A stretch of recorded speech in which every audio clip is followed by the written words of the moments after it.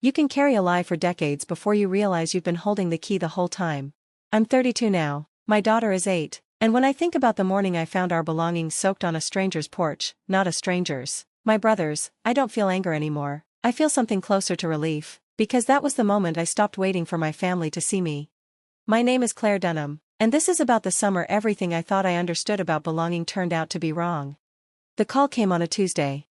Mom had been gone for 11 days. We'd buried her under an oak tree in a cemetery outside Lexington, Virginia, a town of 9,000 people where everyone still remembered your grandfather's bowling average and which hardware store your family built in 1952. My brother Ryan was 40, I was 32, and when his name appeared on my screen that morning, I was making scrambled eggs for my daughter, Sophie, in the rental house I'd been staying in since the funeral. I need the house cleared by Friday, he said. No greeting, no how are you holding up, just the instruction, delivered like I was a tenant he'd inherited. I turned off the stove. What are you talking about? The house, Claire, Dad's house, it's mine now. Probate's basically a formality. I'm starting renovations next week, so I need you and Sophie out.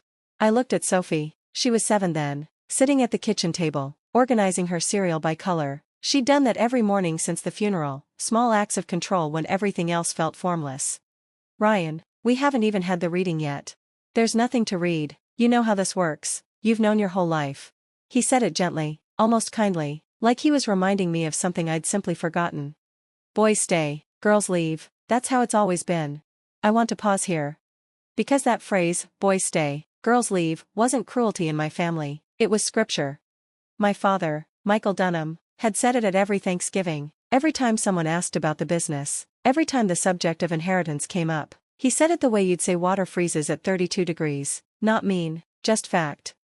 And my mother, Ellen, would nod slightly and refill the water glasses.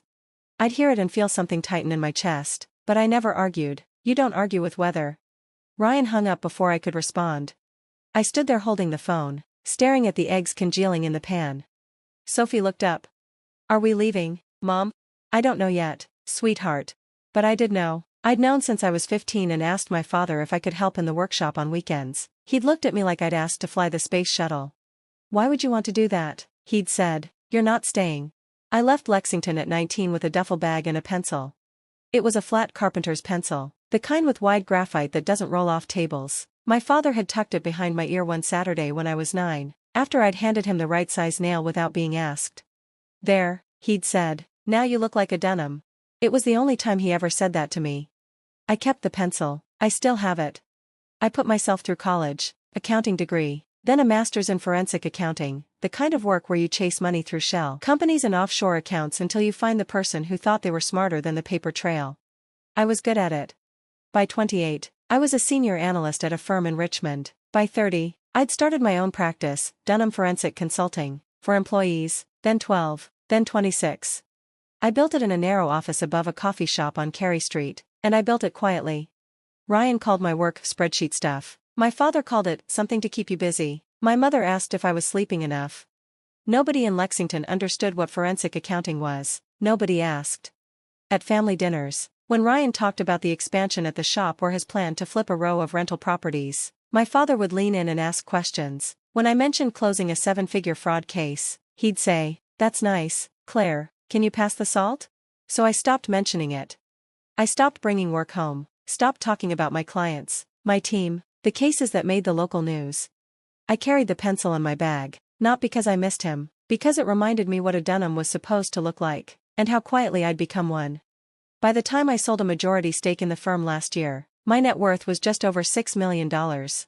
My family thought I rented a 1-bedroom apartment and drove a Civic because I couldn't afford better. I drove a Civic because it was reliable. Nobody ever asked. My father died 16 months ago. Aneurysm. He was standing at the workbench in the shop, planing a piece of walnut, and something in his brain just gave. The paramedics said he was gone before he hit the floor. I got the call at my desk in Richmond. My business partner, Leah, drove me to Lexington because my hands were shaking too hard to hold the wheel. When I arrived, Ryan was already in the living room, shaking hands with men from the Rotary Club. He'd put on a blazer. He looked like someone who'd been preparing for this role his entire life. I handled everything else. The funeral home, the insurance, the death certificates, the church program.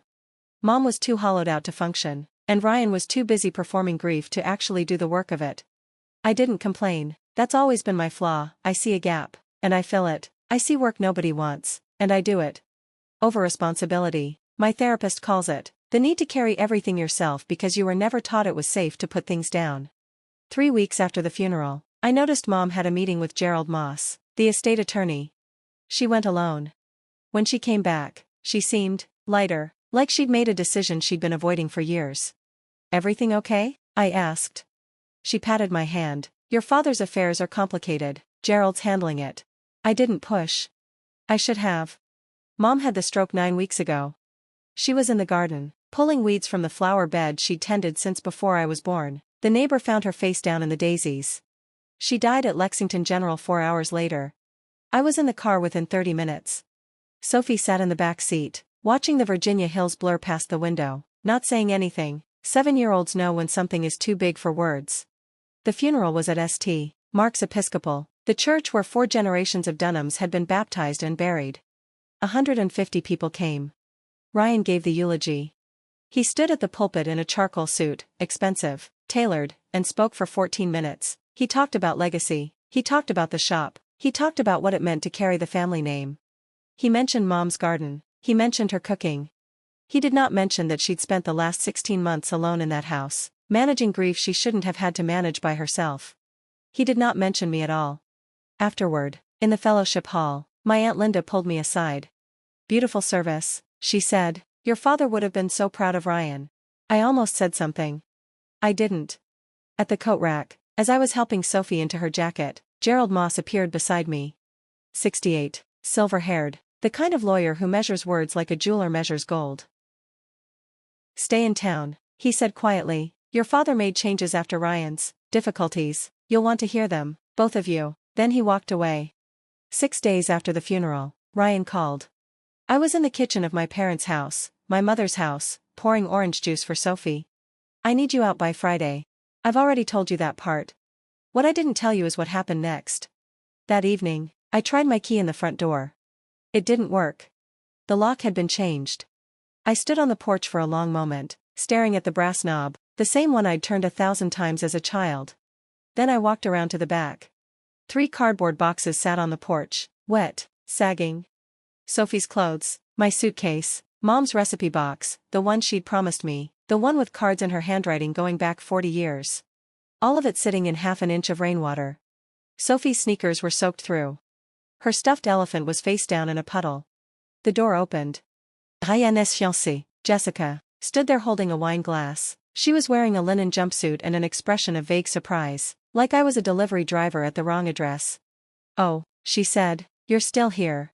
I looked past her into the house. The kitchen cabinets were gone, the ones my grandfather had built by hand, solid cherry, dovetailed corners, in their place, flat white IKEA panels. "Where's Sophie's room?" I asked. "Ryan packed everything. This isn't really her house, Claire. She's only been here, what, 3 times?" She said it like proximity was the measure of belonging, like a 7-year-old needed to earn her place in her own grandmother's home. I felt something settle inside me, not anger, clarity. I loaded the boxes into the car, buckled Sophie into her seat. Then I came back to the porch. Jessica was still standing there, sipping her wine. "You can keep the locks," I said. "You can keep every room, but you will not speak about my daughter again, not to me, not to Ryan, not to anyone." Jessica blinked. I got in the car and drove. We ended up at the Blue Ridge Motel on Route 11, $60 a night, 2 double beds, a microwave, and a window overlooking the parking lot. Sophie thought it was an adventure. She jumped on the bed and asked if we could get pizza. I said yes because I couldn't say anything else without my voice breaking. I sat on the other bed and stared at my phone. I had a condo in Richmond, I had a business, I had a life. I could leave, let Ryan have the house, the shop, the whole crumbling empire. But Gerald Moss had said, "Stay, your father made changes." And Mom had met with him alone after Dad's funeral and come back looking like someone who'd finally put something down. So I stayed. Not to fight, not to win. I stayed because Gerald asked, because Mom would have wanted me to hear it, and because Sophie deserved to know this town the way I used to, before the Dunham name became something that only mattered if you were born male. Gerald's office was on the 2nd floor of a brick building on Main Street, 3 doors down from the shop. The stairwell smelled like old paper and furniture polish. His desk was walnut, built by my grandfather. "Sit down, Claire," he said. He didn't do small talk. "The formal reading is next Monday. Both you and Ryan are required to be present. Your father's will has a provision that can only be executed with both children in attendance." I leaned forward. "What did he change?" Gerald folded his hands on the desk. "After your brother's financial troubles, after your father co-signed certain loans and restructured certain debts, he revised a section of his will. He added a condition." "What kind of condition?" "A test," Gerald said. "One that requires both of you to prove something before a specific asset can be awarded." "Which asset?" "The back 40, Gerald said. "The 40 acres along the river, including the cabin." My chest tightened. "The river property, the place Dad used to take me fishing on Saturday mornings before he decided I wasn't worth the time." Sophie called it the water place. "What kind of test?" Gerald leaned back in his chair. "Your father wanted proof, documented, certified proof, that whoever inherits that land can hold it, without mortgaging it, without losing it to creditors." He paused. "Your father learned something, Claire, late, but he learned it." "What did he learn?" "That the person who talks the loudest isn't always the one you should trust with the keys." Ryan moved into the house within 2 days. By the weekend, he'd gutted Mom's kitchen. Jessica posted photos on Instagram, "New chapter, honoring the past by making it ours," 83 likes. I drove past the shop on Wednesday. There was a handwritten sign in the window, "Estate sale, tools equipment, everything must go." Dad's tools, his hand planes, his chisels, 30 years of carefully maintained steel, each piece oiled and stored in order. Ryan was selling them like yard sale junk. I parked across the street and watched strangers walk out carrying my father's tools in plastic bags. Then I saw it. Shoved against the back wall, Dad's toolbox, the old green metal one with the dented lid. The will had left it to me, "Personal tools and toolbox to Claire." I walked in. Ryan was at the counter, counting cash. He looked up. "You're not welcome here. That toolbox is mine," I said. "Dad's will lists it." He stared at me, then he shrugged. "Take it, it's junk anyway." The toolbox was heavier than I expected. I carried it to the car and set it in the trunk. Something shifted inside when I put it down, a metallic scrape. I didn't open it yet. I should have. Aunt Linda showed up at the motel 2 days later. She was 61, Mom's younger sister, retired school librarian. She brought a casserole and an agenda. "I heard about the house," she said, sitting on the edge of the bed. "Claire, honey, I know this feels unfair, but you need to understand, this is how it's always been. Boys keep the land, girls move on." There it was, the family gospel. "Linda, I'm not married. I have a daughter sleeping in a motel because my brother threw her things in the rain. And that's terrible, it is, but fighting it will only make things worse." She leaned forward.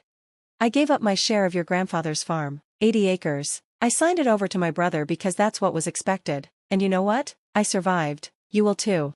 She said it like survival was the ceiling, like the highest a woman could aim was endurance. "Did you want those 80 acres? I asked. For half a second, something honest crossed her face, old anger, old loss. Then it was gone. "It doesn't matter what I wanted," she said, "it matters what works." She left the casserole. She left her advice. And she left me sitting in that motel room, understanding for the first time that Linda wasn't just enabling the tradition. She was its oldest casualty. That night, I finally opened the toolbox. Sophie was asleep. The room was quiet except for the hum of the mini fridge and the occasional truck on Route 11. I set the green metal box on the bed and unlatched it. Inside, a coping saw, a small plane, a set of calipers. And beneath them, tucked against the tin lining, 3 things that changed everything. The first was the carpenter's pencil. Not just any pencil, this one had been sharpened recently, and on the flat side, scratched in Dad's handwriting. M.D. T.D. Michael Dunham to Claire Dunham. An arrow, a transfer. The second was a brass key. Smaller than the house key, older. A tag was wired to it, cabin, back 40. Not the house key. This was the key to the river property. The third was a folded document. A lien notice from First Virginia Savings, a second mortgage on the house at 12 Hickory Lane, dated 4 years ago, for $290,000. Dad's signature at the bottom. In the margin, in pencil, he'd written, "Claire, ask Gerald about the back 40. I read it twice. Then I called Gerald at midnight.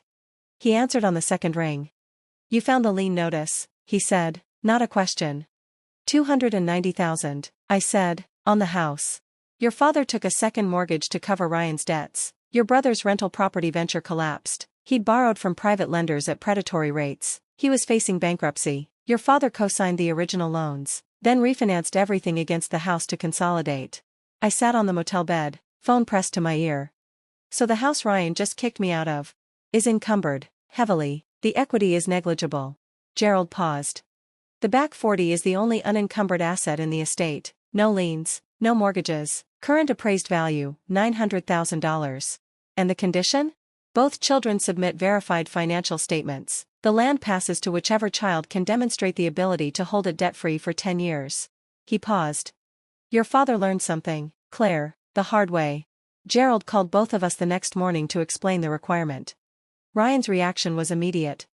A financial statement? Fine, I've got nothing to hide. He submitted his paperwork by noon. Then he called me. Just so you know, he said, and I could hear the grin in his voice, I already filed. The land's mine by tomorrow. Okay, I said. Bring your little pay stub, Claire, or whatever it is accountant's file, doesn't matter. Dad's condition was a formality. Okay, I said again. Silence. Is that all you're going to say? What would you like me to say, Ryan? I'd like you to say you understand that the land was always supposed to be mine. I looked at Sophie, drawing a picture of a river with a blue crayon. I understand exactly how this family works, I said. I hung up and called Leah. I need a verified financial statement by 5 p.m. today. You're doing this? I'm doing the last thing my father ever asked me to do. I'll have it in 3 hours. That night, I sat in the motel parking lot with the windows down, listening to the sound of the interstate half a mile away. I didn't need the 40 acres. I had money, I had a career, I had a daughter who was smart and kind and would be fine whether we lived in Richmond or anywhere else. The rational part of me said, walk away, let Ryan have it, let him mortgage it, lose it, watch it get sold at auction. But the other part, the part that remembered Saturday mornings on the riverbank, Dad showing me how to tie a clinch knot, the sound the cabin door made when it opened, wouldn't let go. Dad had written my initials on a pencil. He'd put the cabin key in the toolbox he left me. He'd written "Ask Gerald" in the margin of a lien notice and tucked it where only I would find it. Those weren't accidents. Those were instructions. I texted Leah. Send the statement to Gerald. She replied immediately. Already done, $6, 14M, certified by independent CPA, you're on record. I looked toward the hills. I wasn't doing this to beat Ryan. I was doing the last thing my father ever asked. The morning of the reading, Jessica showed up at the motel at 7 a.m. She was dressed like she was going to a gallery opening, silk blouse, tailored pants, a designer bag that probably cost more than my monthly motel bill. She had an envelope in her hand. Can we talk? She said, woman to woman. I let her in. Sophie was brushing her teeth in the bathroom. Jessica sat on the bed and slid a document across the comforter. This is a quitclaim deed, she said. You sign this, you release any claim to the estate, and in exchange, Ryan will give you $20,000 and all of your mother's photo albums. I looked at the document, 4 pages, notarized. He'd had a lawyer prepare this. $20,000, I said. It's generous, Claire, given the will clearly favors Ryan. This way, no one has to fight. No hard feelings, I said. Exactly. I folded the quitclaim and slid it back. I don't sign things in motel rooms under pressure, I said. If Ryan has an offer, he can present it through Gerald. Jessica stood, the warmth was gone. You're making this harder than it needs to be. Maybe, I said, or maybe I'm just making it honest. She left without the envelope. I threw it in the trash. Gerald's office, Monday, 10 a.m. The conference room smelled like lemon oil and old books. A walnut table, built by my grandfather, sat in the center, 6 chairs around it. Ryan arrived first, charcoal suit, pocket square, Rolex. He sat like a man about to accept an award. Jessica came in behind him, phone already out. Aunt Linda arrived next, clutching her purse, wearing the same fleece vest she'd worn to the motel. I took the chair across from Ryan. Sophie was with a sitter, she didn't need to see this. Gerald entered, closed the door, took his seat. We'll begin with your father's will, he said, then we'll address the final section. Ryan smiled. I did not. Gerald read the standard provisions, debts, executor appointment, distribution. Then, to my son, Ryan Michael Dunham, I leave the residential property at 12 Hickory Lane, including all structures, and the commercial property at 31 Main Street, Known as Dunham Sun Woodworks. Ryan leaned back. He didn't smile, he nodded, like a king confirming what he already knew. To my daughter, Claire Ellen Dunham, I leave my personal hand tools and toolbox. That was it. One line. 32 years, reduced to a green metal box. Linda exhaled softly. Jessica was typing on her phone. Ryan turned to me. Boys stay, girls leave, he said. I'm sorry it had to be this way, Claire, but Dad made his choice. We're not finished, Gerald said. Ryan waved a hand. What's left? She got the toolbox, I got the house. It is not done.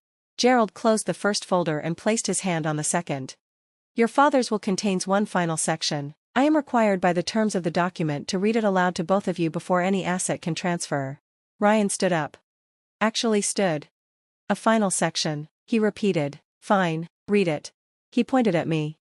My sister left when she was 19, she moved to Richmond, she got a job with spreadsheets, she didn't run the shop, she didn't maintain the property, she didn't carry the name. He paused. I stayed, and she left, that's the math. Then he looked at me. Hope you enjoy being homeless, Claire, I made sure you get nothing. The same words, the same script. Gerald waited. When Ryan sat down, Gerald opened the second folder. The final section of Michael Dunham's will concerns the disposition of a parcel not included in the homestead grant, specifically, 40 acres of riverfront land, including the structure known as the cabin, appraised at $900,000. Ryan blinked. Jessica's phone stopped moving. Linda looked up. This parcel is subject to a conditional bequest, Gerald continued. He pulled a single page from the folder. I'll read your father's words exactly as written.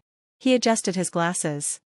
I, Michael Edward Dunham, being of sound mind, direct that the 40-acre riverfront parcel shall not be distributed as part of the homestead grant. This land has been in the Dunham family for 4 generations. I have watched it held, improved, and honored. I have also watched other assets leveraged, mortgaged, and nearly lost. I will not watch this land go the same way. Ryan shifted in his chair. Therefore, I direct my executor to require each of my children to submit a verified financial statement demonstrating their current net worth and debt obligations. The 40-acre parcel shall pass to whichever child demonstrates the financial capacity to hold this land free and clear, without mortgaging or leveraging it, for a minimum period of 10 years. Gerald paused. If neither child meets this standard, the land shall be sold and the proceeds donated to the Rockbridge Land Conservancy. He looked up. I have spent my life believing that land passes to the son. I was wrong. Land doesn't go to the loudest. It goes to whoever can hold it. The room was silent. Linda made a small sound. Ryan said nothing. Gerald set the page down. Both financial statements have been submitted. I will now review them. He opened 2 sealed envelopes. He read Ryan's first. Ryan Michael Dunham, verified financial statement prepared by Henderson Accounting, Charlottesville, Virginia. He scanned the page. Total assets, residential property, estimated value $410,000, commercial property, estimated value $92,000, vehicle and personal accounts totaling $14,000. He paused. Total liabilities, second mortgage on 12, Hickory Lane, balance $278,000, supplier lien on 31, Main Street, balance $39,000, outstanding personal loans, balance $64,000, credit card obligations, $28,000. The numbers hung in the air. Net worth, Gerald said, his voice flat and precise, negative $33,000. Ryan's jaw locked. Jessica's hand found his arm. That's temporary, Ryan said. The business is recovering, once the estate settles.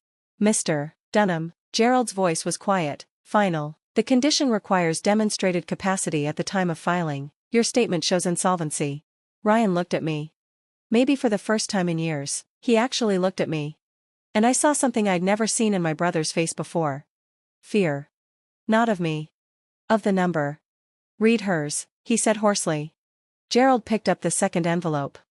Claire Ellen Dunham, verified financial statement prepared by Callaway Associates, independent CPA, Richmond, Virginia.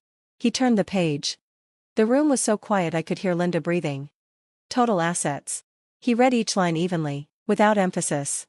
Equity stake in Dunham Forensic Consulting, post-sale, $2.6 million, diversified investment portfolio, $2.1 million, commercial real estate holdings, Richmond metropolitan area, $1.2 million, retirement accounts, $180,000, cash and liquid reserves, $70,000. Jessica made a sound, not a word, a sound. Total liabilities, Gerald continued, 0, no outstanding debts, no mortgages, no liens. He set the page down. Net worth, $6,140,000. The number sat in the room like a detonation nobody heard coming. Ryan stared at me, his mouth opened, closed, opened again. Nothing came out. Linda pressed her hand over her mouth. Jessica had gone completely still.